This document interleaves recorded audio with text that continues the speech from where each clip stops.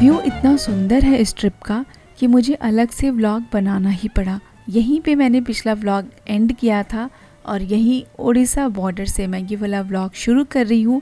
कभी कभी दिल के कहने से भी कोई ट्रिप कर लेना चाहिए और ये वही वाला ट्रिप है, क्योंकि सारे फ्रेंड्स का मन था बस कहीं 1-2 दिन जाने का, लेकिन किसी का इतना दूर जाने का मन नहीं था कि बहुत लंबी जर्नी करके जाएं। सबके मन में 50-50 था कि जाना है कि नहीं जाना है, लेकिन फिर सबने डिसाइड किया, एक डिसीज़न पे आए कि जैसा भी वहाँ का एक्सपीरियंस हो बस चलते हैं, एंजॉय करेंगे, 1 नाइट स्टे करेंगे और फिर वापस आ जाएंगे। लेकिन वहाँ जाने के बाद वहाँ सिर्फ व्यू नहीं, इतना सुकून, इतना यूनिकनेस वाली जो फीलिंग होती है वो मिली।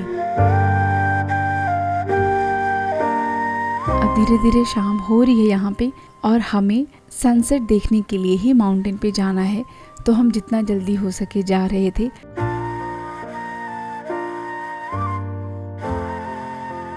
सबसे ऊंचे वाले पहाड़ पे जाना था तो डेफिनेटली टाइम तो लगेगा ही। रास्ते में ये बहुत प्यारी सी झील थी।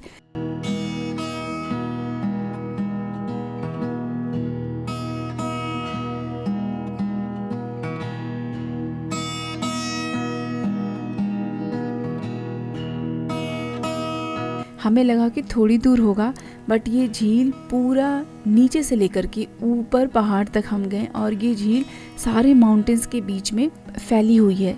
इस झील का नाम मैंने सर्च किया गूगल पे कि करेक्ट नाम आप लोग को बता दूं, बट बहुत सारे नाम इसमें से निकल कर के आए, तो मुझे नहीं समझ में आया कि इसमें से कौन सा वाला सही है इसका नाम। तो हमारा इंतज़ार यहाँ पे ख़त्म हुआ।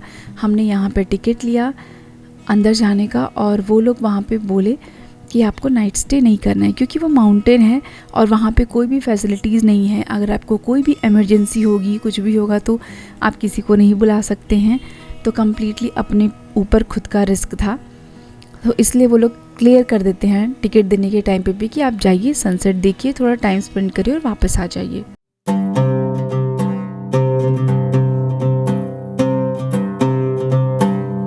ये हम लोग लास्ट माउंटेन पे पहुंच चुके हैं। अब यहाँ से बस नेक्स्ट वाला जो माउंटेन है वो ही मेन बारला का माउंटेन है, जिसके पास ही बारला केव है और यहाँ पे इसका डिस्टेंस वगैरह भी दिया हुआ है। रूट ऊपर जाने के बाद काफ़ी ख़राब हो गया था, लेकिन फाइनली हम यहाँ पहुँच चुके हैं। ये है मेन बारला का व्यू और देखने में तो एक जगह पे खड़े हो तो ऐसा लग रहा था बस इतना ही बड़ा है, लेकिन ये बहुत बड़ा माउंटेन है। इसमें स्पेसिफिक चीज़ क्या है कि यहाँ पे पहाड़ के ऊपर लेक है। मतलब जो लेक हम लोग नीचे इतनी सारी देखते आए हैं, वो पता नहीं, वो पहाड़ के ऊपर, माउंटेन के ऊपर बीच में लेक है और यही यहाँ की मेन खूबसूरती है जो सब लोग देखने आते हैं। ये रिसेंटली ही सब लोग फाइंड आउट कर रहे हैं और यहाँ पे जाना शुरू किए हैं।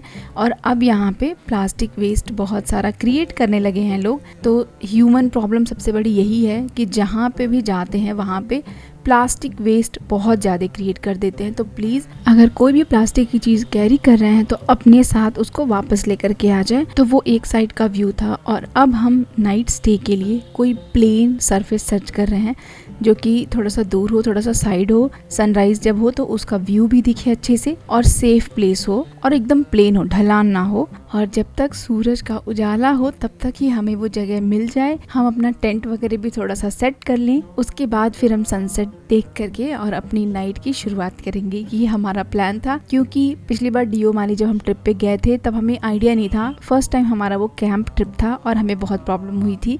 तो ये सारी लर्निंग्स हमने इस बार सीखी थी और फिर हम रेडी भी थे इसके लिए। पूरा अच्छे से माउंटेन खोजने के बाद, देखने के बाद हमें एक जगह मिल भी गया और हमने उस जगह पे रहने का डिसाइड कर लिया। फिर उसके बाद हमने टेंट वगैरह निकाल करके एक जगह रख दिया कि सनसेट होते ही तुरंत हम शुरू कर देंगे। और सनसेट तो सबको एंजॉय करना ही था, किसी को सनसेट मिस नहीं करना था। तो बहुत आराम से हमने करीबन 15-20 मिनट तक चुपचाप सब बैठ करके सनसेट को एंजॉय किए। बहुत सारे पिक्चर्स, बहुत सारे क्लिक्स भी लिए हमने, बहुत सारे पिक्चर्स क्लिक किए हमने, बहुत सारी मेमोरीज बनाई हमने। जो सनराइज़ और सनसेट होता है वो ज़्यादातर हमें रियल में ही बहुत फील होता है, रियल में ही बहुत अच्छा लगता है कंपैरिजन टू कैमरा। कैमरे में उतना कुछ यूनिकनेस नहीं लगता है, क्योंकि रोज़ ही सूरज को उगते हुए ढलते हुए हम बाहर देखते हैं, वैसा ही फील होता है। लेकिन जब हम अपनी आँखों से ऐसे लोकेशन पे देखते हैं ना, तब वो बहुत अच्छा, बहुत नेचुरल फीलिंग जो होती है ना, वो वही फील कर सकता है जो वहाँ पे ऑलरेडी है।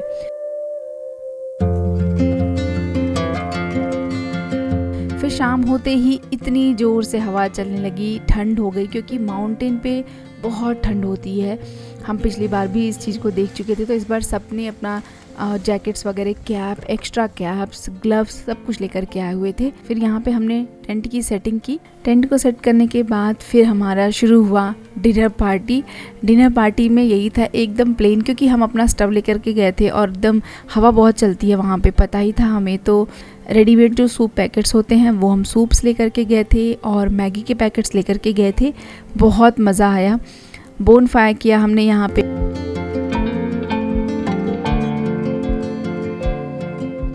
रात के करीबन 1:30-2 बजे तक हम जगे हुए थे।